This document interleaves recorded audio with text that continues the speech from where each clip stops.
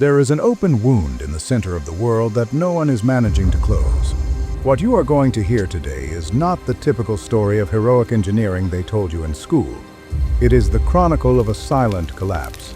The Panama Canal, that backbone that sustains a large part of the global economy, is running out of breath. And the problem is that the engine that moves it is not technology nor money, is something as fragile as rain.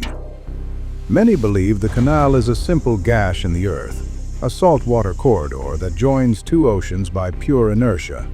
But that is a dangerous lie. The reality is that the Panama Canal is a capricious machine that works exclusively with fresh water. If the rain stops falling, the system stops. And if the system stops, the entire world enters a paralysis that we are not going to be able to solve with a simple click. Right now, we are facing a catastrophic situation. It is not just that there are delays, it is that the main artery of world trade has a clot. Due to extreme drought, the canal has become much narrower in practice. There are fewer spots for ships to cross, and to top it off, those that manage to pass have to do so with less weight. It is a nightmare scenario for logistics. There are fewer gaps, they are more expensive, and force companies to move goods at half throttle. Why should this matter to you? Because if the canal gets stuck, life as you know it becomes slower, and above all, much more expensive. We are talking about a planetary bottleneck. Almost everything passes through here. What you see around you, the electronics in your house, car parts, factory fuel. If this node fails, the internet signal doesn't go down, but the price of basic survival skyrockets. To understand the magnitude of the disaster, you have to look at the map. The world desperately needed to shorten routes. Before this cut existed, circling South America via Cape Horn was a death sentence or an economic ruin. The canal was born from an obsession, making the Atlantic and Pacific neighbors whatever the cost. Thousands of people died so that you could receive your packages in record time. And now, all that sacrifice is threatened by the simple fact that the sky has run dry. The operation of this work is, in reality, a trick of physical magic. Forget the boring technicalities. The canal works with locks, which are nothing more than chambers that fill and empty. Imagine three colossal pools placed in a row at different heights. The ship enters the first. They close the gates, and the level rises. The ship ascends as if it were in a liquid elevator until it reaches about 26 meters above sea level. It is a brilliant system, but it has a fatal design flaw for today's times. Every time a ship goes up or down that elevator, the canal spends millions of liters of fresh water that end up being poured into the sea. The canal's engine is not gasoline. It is the rainwater stored in artificial lakes like Gatun. The problem is that fresh water is not infinite, and when the reservoir level drops, the elevator stops. The secret that no one mentions is that the canal is competing against life itself. That water that ships need to float is the same that the population and agriculture in the area consume. When the drought arrives, the dilemma is terrifying. Either we let ships pass so the economy doesn't collapse, or we save the water so people can drink. There are no magic solutions in this scenario. When the lake levels drop, the administration has to use its only two control levers. The first is to limit the number of ships. It's a purge. Only those who pay the most, or those who are luckiest, get an appointment to cross. This generates endless queues that can be seen from satellites. Hundreds of ships loaded to the brim, waiting at sea for weeks, while their operating costs multiply every hour. The second lever is to reduce the draft. If there is not enough depth, the heaviest ships would touch the bottom. The solution is drastic, forcing ships to carry less cargo. That is, the ship crosses but transports much less than it should. To move the same amount of products, now more trips, more fuel, and more personnel are needed. We are seeing the beginning of a domino effect that has no brakes. Fewer spots mean desperate bids from shipping lines to pass. A delay of a few days in Panama translates into weeks of waiting at the destination ports. The supply chain is so tight today that any vibration in this canal is felt like an earthquake in stores half the world over. We are not just talking about ships moving through a puddle. We are talking about decisions that affect the entire world. The canal moves medical supplies, energy, and processed foods. When the corridor narrows, global logistics must search for alternatives, which almost always are longer and much more costly. But the real drama is not just commercial. In Panama, the conflict is human. The basin that feeds the canal is the same one that supplies the cities. In a year of extreme drought, the canal is not fighting against other ports. It is negotiating with the region's survival. Each drop used to raise a freighter is a drop taken from the population's future. The solutions being considered sound like science fiction, but they all have a very high price. There is talk of new reservoirs that would flood lands and displace communities. There is talk of water reuse systems that will take years to be fully effective. None of these options is a reset button. It is a constant battle against a climate that has become unpredictable. What would happen if the canal failed definitively? We wouldn't see an instant global blackout, but we would see a much more expensive and hostile planet reorganization.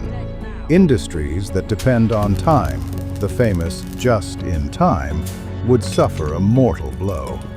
The world would become a slower place, where distances would matter again, and where globalization, as we know it, would begin to crumble due to a lack of water. And it's not a dramatic exaggeration. When the lake level drops, the canal administration is forced to move the pieces on a board where no one wants to lose. The first decision, and perhaps the most visible, is the cut in daily slots. It is a full-blown purge. If before 36 ships passed, now perhaps only 24 or even fewer pass. This turns the canal into an exclusive site, where only those with a reservation enter, or those with pockets deep enough to win a last-minute auction. Because yes, fast pass auctions exist. Imagine giant transport companies bidding millions of extra dollars besides the normal toll that already costs hundreds of thousands just to avoid getting stuck for weeks at the entrance. Authentic fortunes have been paid, of up to $4 million just to skip the queue. This madness, which looks like something out of a Wall Street movie, ends up impacting the price of whatever that ship is moving, whether it's sneakers, gasoline, or parts for your car. The second lever is the draft, and this is where physics gets heavy. The draft is, basically, how much the ship sinks into the water depending on its weight. If the lake loses depth, that safety margin of just a few meters disappears. The order is clear and forceful. Ships must weigh less to float higher. Many of these giants have to leave part of their cargo at the port of entry, cross the canal half empty, and wait for a train to move their containers by land to reload them on the other side. It's like paying a highway toll, but being forced to go with an empty car because the ground is soft and the car would sink. It is inefficient, it is expensive, and it totally breaks the logic of bringing things from afar for little money. Maritime transport works because you can move a lot of merchandise all at once. If you force ships to go at half throttle, the invention is no longer profitable. All this generates a domino effect that we can break down into 6 steps to understand why your next order could take an extra month to arrive. First, the lack of slots generates nervousness. When shipping lines see there are no spots, they panic and start looking for desperate solutions. Second, those in a hurry pay millions in those auctions we were talking about. Third, to comply with the weight limit, ships carry less cargo, which means that to move the same volume of products from before, now more trips are needed, and therefore more trips. Fourth step, more ships and more weights skyrocket the costs of absolutely everything. There's more days of fuel to pay, more salaries for the crew that stays anchored at sea, and more transport insurance, because the risk of the goods arriving late increases. Fifth, some companies decide that Panama is no longer worth it and look for alternative routes.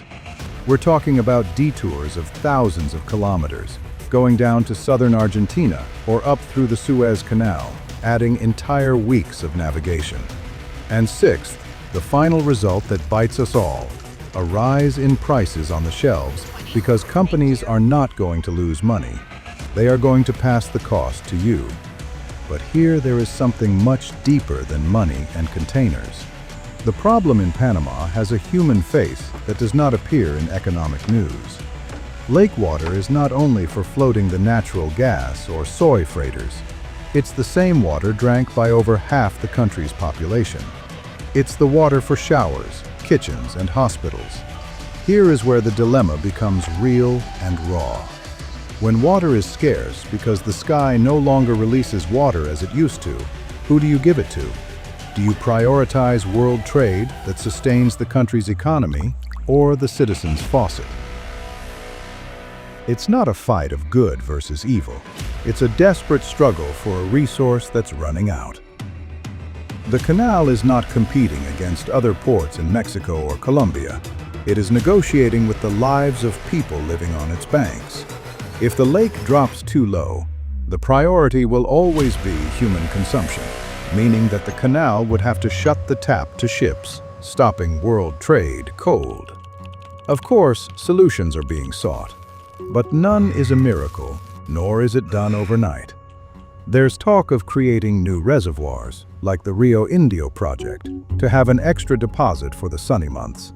But of course, that means flooding lands where people live, expropriating farms and displacing entire communities from their homes.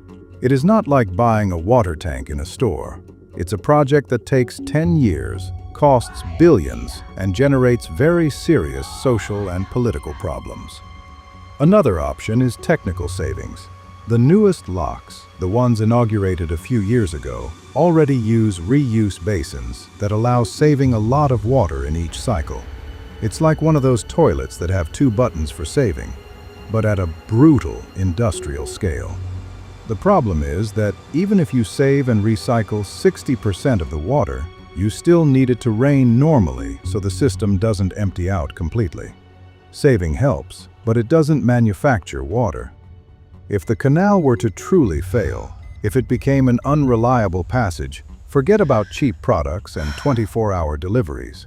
Companies would have to redesign all their world routes, and the world would become a much slower and more hostile place for your pocket. Losing the canal's reliability means that globalization loses its most important shortcut. Factories that today operate waiting for parts for the next day would have to go back to the old school of storing supplies for months just in case.